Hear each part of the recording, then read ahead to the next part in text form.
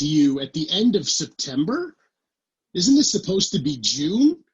But the NBA Finals have arrived, so we're still here doing this damn thing. What's up, everybody? Welcome into yet another edition of the Baseline Jumper Podcast. My name is Jason Goldstein, and on the line with me right now is a man who will never, ever, ever settle for being the underdog because he's always the favorite. Ben McDonald, ladies and gentlemen. Ben, I know you just got back from firing Doc Rivers, and now you're ready for the finals. You've had a busy week. I have to say I really enjoy it when I actually get your references. Some weeks I have to just do the ha ha ha ha ha ha laugh of like, that was a good one. I totally understand your reference, but I like it. This week I actually know you're talking about Jimmy Butler, the underdog thing, so that's some pressure off. But yeah, crazy news with Doc Rivers. We'll get to that a little bit later in the show. But you know, Jason, speaking of Doc Rivers ending, I mean, there's been a lot of endings, a lot of season career-ending things going on here. Obviously, Doc Rivers out. And since we last had our show, 2 teams got knocked out, and now we're down to 2. Out of the 22 teams that went to the bubble, we only have 2 left, Jason. And it's the Lakers and the Heat. I mean, where do you want to start today? You want to start with them, Doc Rivers, the teams that are out of there? How do you want to do this today? This is where I wish we always did more than one show a week, because the fact that they lost is no longer news, but here you and I come bringing up the caboose, trying to give our take on series that ended 4 days ago. But, hey, we'll give it our best shot. I was telling you this in the pre-show. Look, the Nuggets, hats off. They had a hell of a run, 2 7-game series, beating the heavy favorited Los Angeles Clippers, sending them packing. Honestly, with Denver, I just think they, A, ran out of gas, and B, they ran into the better team. And I know they have some guys that are free agents, but with that core of Murray and Jokic, they will be back every year. Mike Malone is showing that he's a good coach, and you really can't say anything bad about Denver. Everyone joked, oh, they were down 3-1. Could they do it again? No, they ran into LeBron James and Anthony Davis, which I've been dead wrong about the Lakers. The fact that, you know, I thought the Clippers were deeper and the Lakers got it done. So I'm more disappointed with the Celtics. And I know Miami's on some sort of Cinderella run. You know, they came in 75-1 odds to win the championship, and now they're in the finals, even though they were kind of rebuilding last year. They get Jimmy Butler, and all of a sudden they just take off. I mean, it's an incredible showing by the Heat, but the Celtics were the better team. There was no Sixers. There were no Bucks. There were no Pacers. There were no Raptors. This was the Celtics year to get that quintessential vintage Lakers-Celtics finals, and they disappointed. I mean, we'll do, like, I guess, a combined postmortem here for Denver and Boston before we get into our NBA Finals preview, Ben. But what do you make of the Celtics? I mean, I think the first place you have to start here is that it goes to show the value of big men in today's league. Everyone has been decrying the death of the NBA big man. Look at the 2 teams in the finals. You know, you've got, on the one hand, obviously, Anthony Davis and a Lakers team that loves to go big with Dwight Howard and JaVale McGee. On the other side, you know, Bam Adebayo is the reason that the Heat are here. He dominated the Celtics on both sides of the ball. I think you could make the case. Obviously, Jason Tatum was phenomenal, but I think you could talk about overall impact. Bam Adebayo might have been the best player in that series. And these 2 teams look a lot like your standard issue NBA Finals team. I mean, you've got your perimeter scorer and you've got your two-way big man. And I mean, this has been kind of the blueprint that we've seen for decades in the NBA. And so it's interesting. It's not the teams we might have expected, but it's a pretty traditional 2 groups of teams. I think for the Celtics, they were the more talented team, and yet they couldn't quite get there. And it does speak to, you know, I think part of this is a weird place to go with this, Jason, but I feel like this is a vindication of the value of Draymond Green, because I feel like a lot of people took from the Warriors that you could just play small and get away with it, that there was no price to pay, as Mark Jackson might say. And I think that the Celtics have shown, if you don't have that guy like Draymond Green who can really D up true big men, it's not the same thing. You got to have those guys, or someone like a Bam Adebayo is just going to come down, run the lane on you, and just jam on your head. So I think it's kind of interesting from a big picture perspective. I mean, what did you make of it, and what do you think overall of the season in retrospect for the Celtics? I mean, it was impressive that they did get to the conference finals, especially when everyone thought it was going to be Raptors-Bucks, or the Raptors being the defending champs, and the Bucks being championship favorites. But I think it was good playoff experience for Kemba Walker. Came from a smaller market in Charlotte, only one playoff series to his name, and he came and he showed out in the playoffs with Jason Tatum, who you mentioned, Jaylen Brown, Marcus Smart, Gordon Hayward battling back. They were really never in sync because of the time Hayward had to miss. But truth be told, the Celtics need a big. And I think it's good that Al Horford's not there anymore. He's shown this past year in Philly that he is past his prime. But replacing him with Enes Kanter was not the move. They need a big. They need an Anthony Davis. And remember, the Celtics were on Anthony Davis's short list of potential teams he would play for. Picture that team right now with Anthony Davis on it instead of Gordon Hayward. You'd have Kemba, AD, Tatum, Brown. That's a championship favorite. So I think with the way the Celtics play, if they don't get an Anthony Davis type or a Bam Adebayo type, they're not going to be there, because I also think the stretch four is being extremely undervalued in the NBA. You have a lot of guys that are versatile, could play multiple positions, but Boston did not have anyone, and I know Tice is a nice player, but they did not have anyone that could score at will in the front court. You know, you got Tatum playing out of position, Brown playing out of position, and it came back to haunt them. I still think Brad Stevens is a hell of a coach. They ran into this team that just seems to have this laser focus, and you got guys like Udonis Haslem saying, look, we're here. We don't want to be here, but we're here. We're making the best of it. We're not thinking about the outside circumstances. We're just here to play basketball. And that is from Jimmy Butler all the way down to UD at the end of the roster and the bench. So the Heat were the better team, but it is still a disappointment that Boston came up short. Yeah, I mean, I do kind of want to talk a little bit about the Heat, because I think it's really interesting. I mean, we can talk about the Nuggets. As you said, I think it's a little more expected how their season ended. I still think they're a piece away. But I really do kind of want to pivot to the Heat, because I think this is some people said, would there be an asterisk? There's no asterisk. It's harder than usual to get to the finals in a season like this. There's no asterisk whatsoever. You got to give the Heat tremendous credit. And the thing is, they didn't get here by luck. They crushed the competition.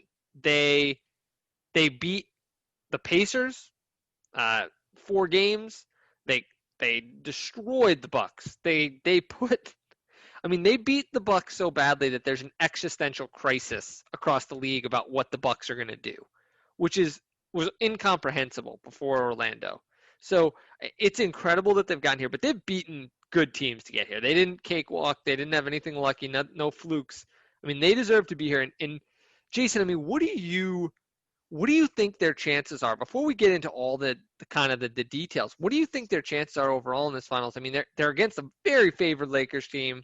I mean, I feel like that's kind of the consensus. Do you think the Heat have a chance before we kind of get into this? Jimmy Butler said it himself. He said, we're a really good team. That's it. Not going to say we're better than anybody else, but I don't think we're underdogs. I don't. And I think that's good, because he's not guaranteeing victory, but he's not ceding defeat either.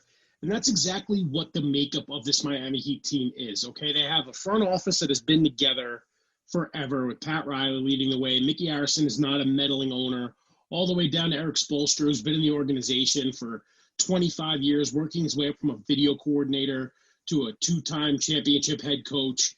And the culture has just always been there. And even during years where the Heat weren't very good, they still found ways to say, okay, we're targeting this person in free agency, compliment Smo with this person. They're going to fit into our style. We're not going to change our style to fit them. And that's what attracted Jimmy Butler to Miami. It's bewildering to me how they ended up doing the whole sign and trade for Josh Richardson, because the Sixers are probably shooting themselves in the foot for letting him go. So this Heat team definitely cannot be overlooked. And I think LeBron James, now going into his 10th NBA Finals, he knows inside and out not to overlook a player like Jimmy Butler. As for the rest of the roster, I know Tyler Hero is a very good player. Nice story. Goran Dragic on the back end of his prime, playing some very, very good minutes. Bam Adebayo, young star. And they have the grizzled vets there. Don't forget, Andre Iguodala, now playing in his 5th consecutive NBA Finals. I mean, he knew what he was doing going there.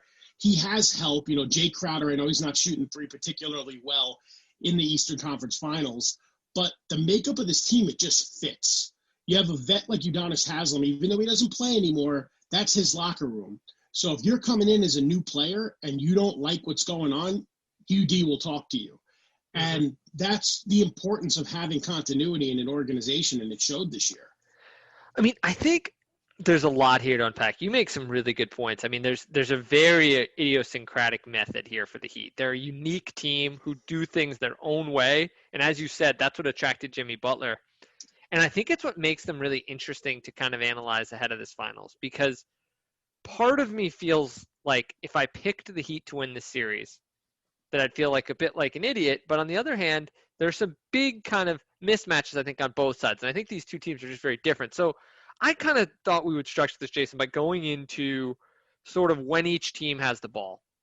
Kind of saying, okay, when the Lakers have the ball, what's going to happen when the Heat have the ball? And I thought we'd start kind of with the Lakers, because I think it's more interesting on some levels how the Lakers are going to play offensively. Can I stop you for a second? Because I have to make a stupid joke. So we've been doing the show for almost 3 years now, and we never thought to make a segment when this team has the ball. We'd be making so much money by now if we would have started with this in 2017, when this team has the ball. It just rolls off the tongue. But yes, go ahead, when the Lakers have the ball. See, I love this segment already. There we go. I mean, I think when the Lakers have the ball, it's going to be really interesting, because what is the Lakers having the ball means LeBron has the ball 9 times out of 10, and the rest of the time it's going to be Rondo. And what's really interesting to me, and this is where I wanted to start, Jason, because this has been kind of like my fever dream for the past few weeks, is kind of imagining this, is LeBron and Rondo with a team that's light on shooting. LeBron has always said, get me the shooters, get me the shooters, get me the shooters. You look at those Cleveland teams, every year you get your Kyle Korvers, your J.R. Smiths, you get these guys. This year hasn't really done that. The worst shooting around LeBron since his first go-round in Cleveland, maybe that Miami Heat team at the end, I guess, but they had some pretty good shooters there with Battier and Allen. Maybe the first year, I don't know, but it's the worst shooting he's had around him in quite a while. And my question to you, Jason, is what do you think is going to happen when LeBron and Rondo, these super smart elite playmakers, don't have shooters and the Heat switch to zone? How do you think that the Lakers are going to attack that zone on offense? See, I think the Lakers do have shooters. You see throughout these playoffs, Anthony Davis not being afraid to shoot the three. I mean, he did it a game winner in Game 2 of the Western Conference Finals over, while Mason Plumlee played terrible defense and kind of slipped away from his man. But even still, this guy did not shoot threes at Kentucky. He worked on his three-point shot from the second he was drafted to the New Orleans Pelicans, and now look at him. And you have Danny Green, who gets paid big money to be a shooter. Kyle Kuzma, not really a huge part of the rotation right now. I think it's because of the role Rondo has played. Playoff Rondo is back after a bit of a hiatus.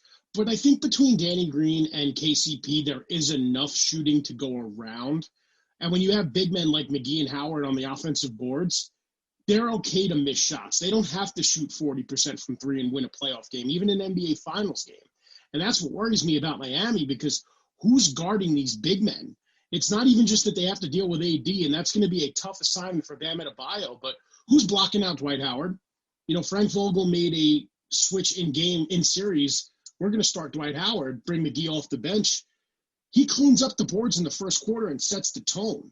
So I think regardless of who's shooting threes around LeBron, I think the Lakers just pose a really tough matchup for this Miami team because of how well-rounded they are. They're not relying on the three, even though that's today's NBA. They are reliant on getting the good shot, getting out in transition, and when they miss those shots, crash the boards, get an easy layup, put back dunk. AD around the basket, if you have Dwight Howard blocking a guy out, AD will snag 99 out of 100 boards, especially against the Heat. I've kind of nerded out over this series because these two teams are just such interesting contrasts. They either have something where, like you mentioned, the Lakers love to get out in transition. The Heat are a great transition defense team. They have things like this where it's strength against strength, and then other times it's huge weakness against huge weakness. So, for instance, the Heat love to play this zone to take away the rim. The Lakers are the best team in the league around the rim. As a result, you have to imagine the Heat are going to probably make them shoot more threes. The Lakers are one of the worst shooting teams who came to the bubble. So there's all of these kind of things like that that I think are really fascinating.